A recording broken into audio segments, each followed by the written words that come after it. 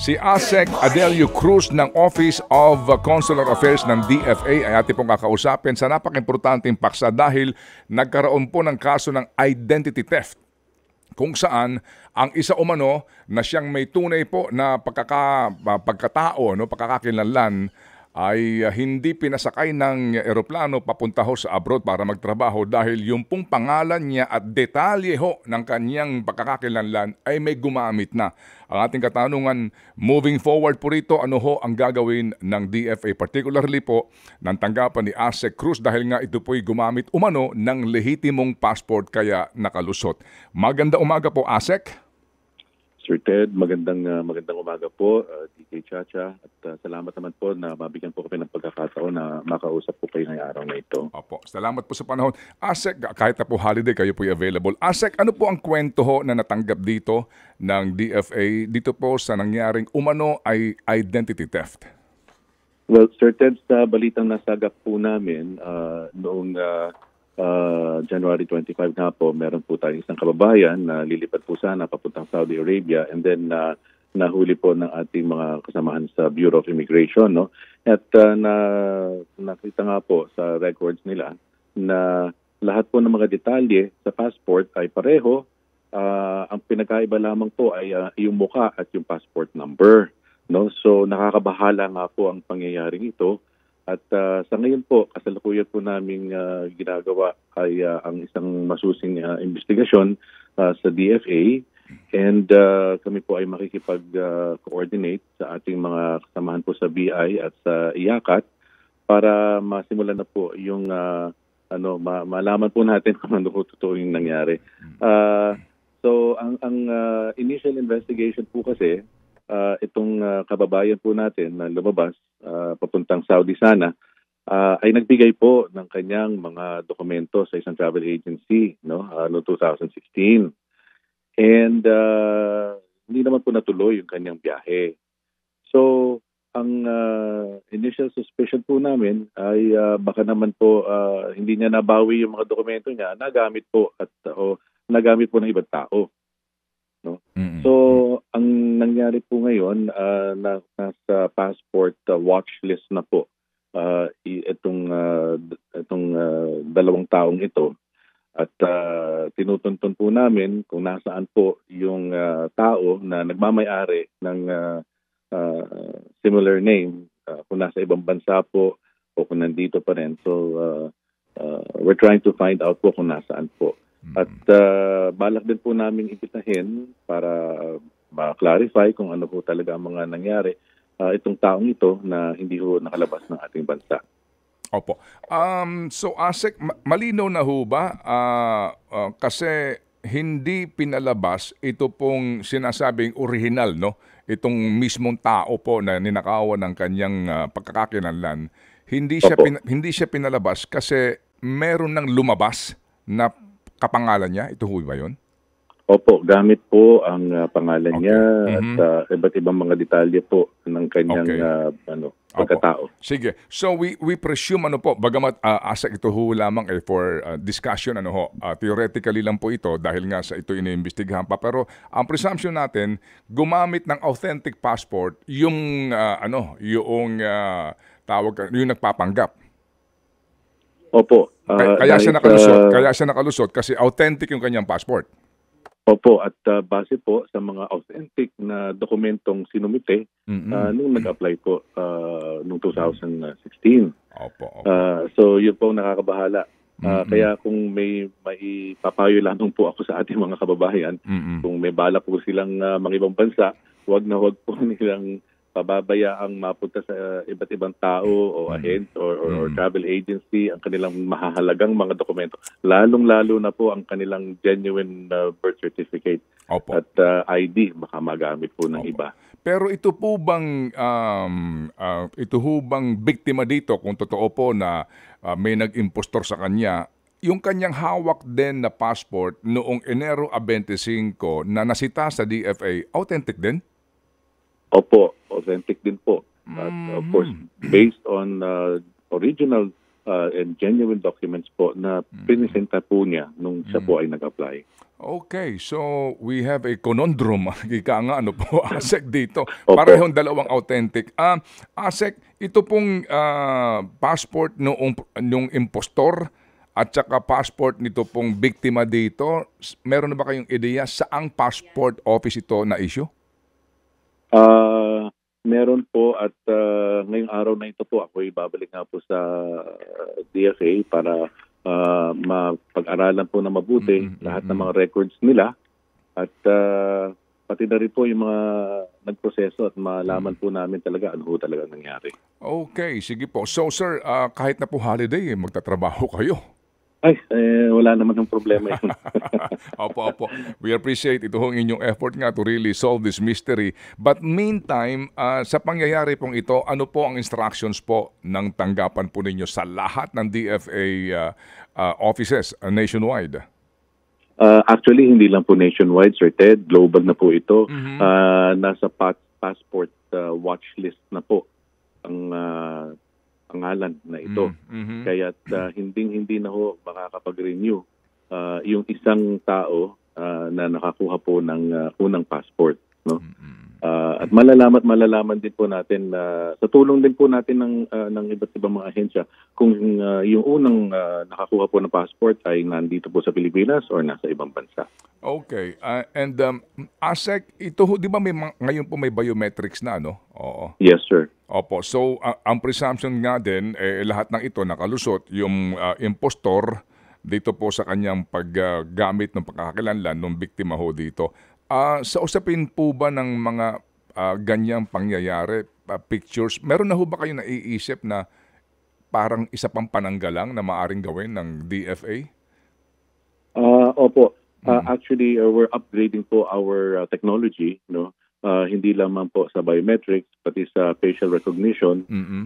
And then we're hoping po na makapag-coordinate better with our other security agencies.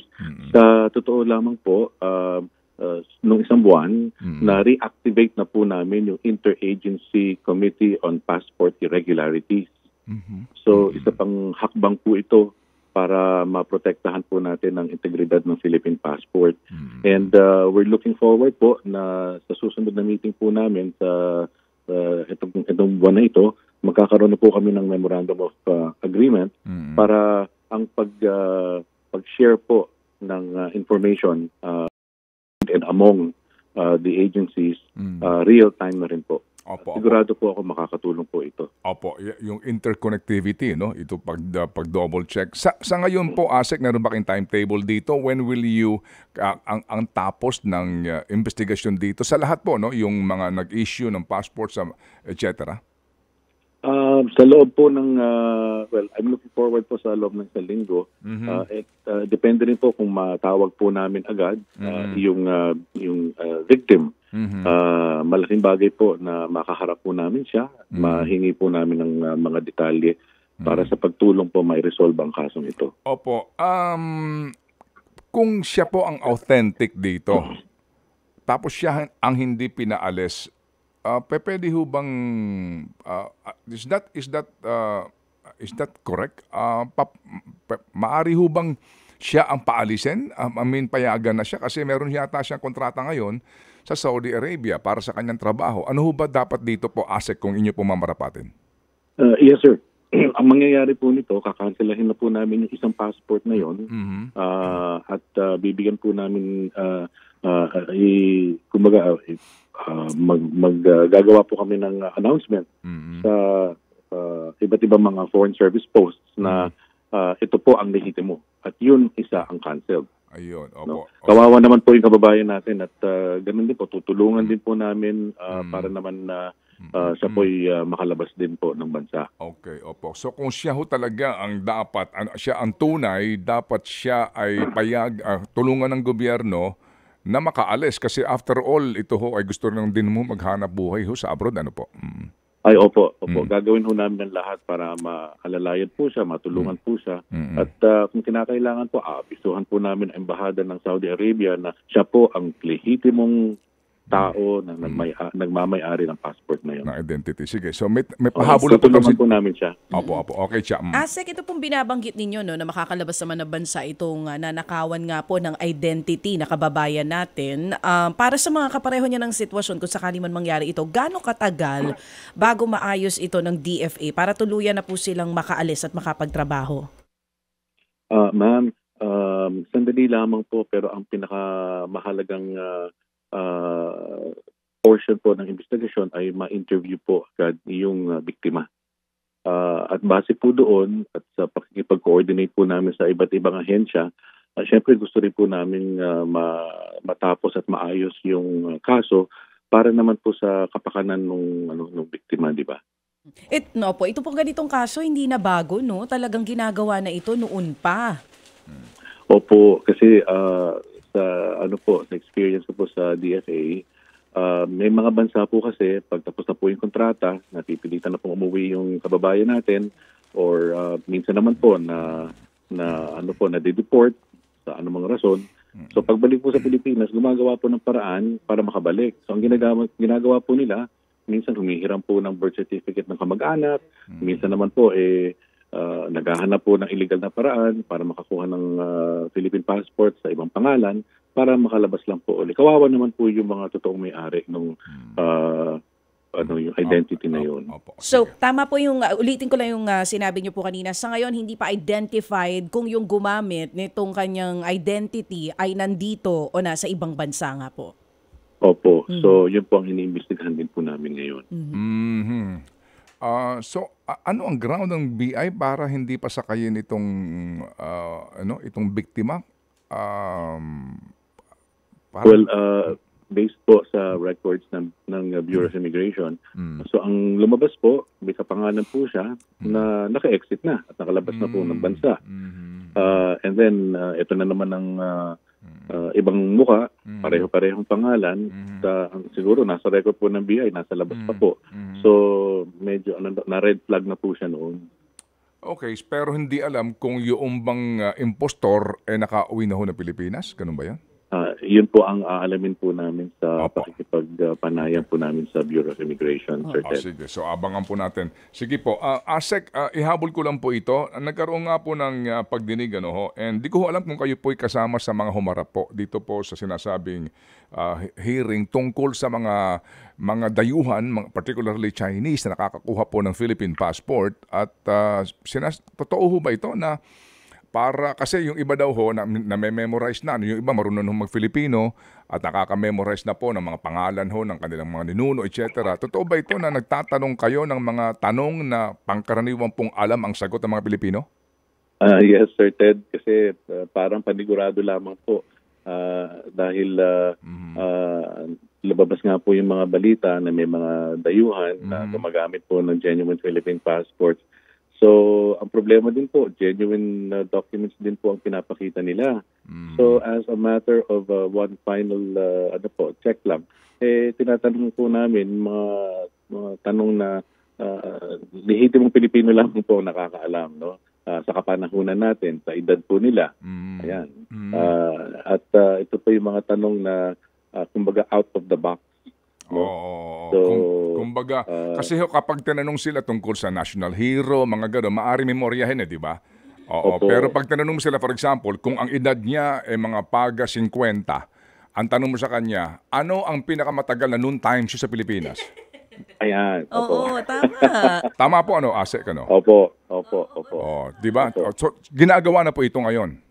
Yes, ginagawa po namin ito. Pati po yung mga pagtatanong na anong pinakamatatag na love team sa movies. Ayan.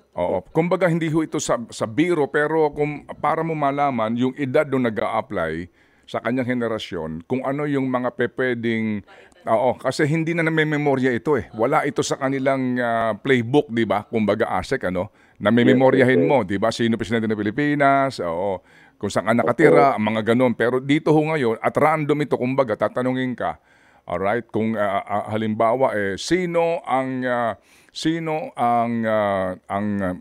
ang boyfriend dati ni Catherine? Tama.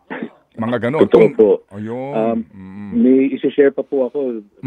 may nag-attempt pa nga po na dito po sa Asiana, Banyaga, na nagpanggap po na pipi at bingi. Mhm. At meron po siyang dalang PWD ID, so kampante po siya. Mhm. Hindi ho namin matanong dahil bingi, no? Mhm. So ang ginawa, buti na lang po, marami po kami makasamahan sa DFA na marunong po mag-sign language. Walang kawala. Very po sila, resourceful. At lahat po ng ito ay iniisa-isa po namin, no? Yung kanilang mga modus operandi.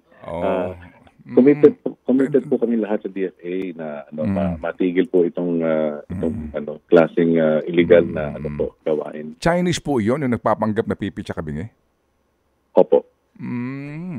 Okay, sige. So, alam nyo, challenging ho ito ngayon kasi, sir, ang problema din sa lalim ng itong suliranin na ito, kasi kung authentic yung hawak niyang dokumento, di ba? Galing sa NSO, di ba?